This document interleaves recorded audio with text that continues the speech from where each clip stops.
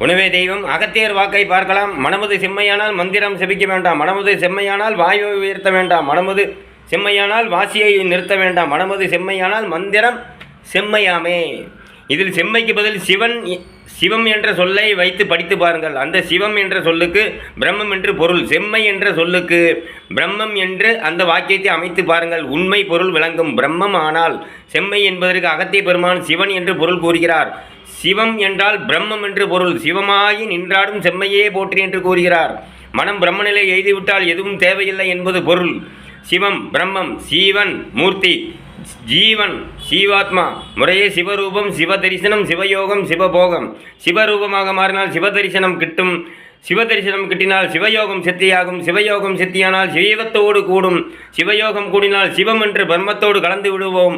இது அகத்தியரே எனக்காக இந்த பாட்டுக்குரிய அர்த்தத்தை கொடுத்தார். அதை உங்களுக்கு கூறியிருக்கிறேன். வணக்கம்.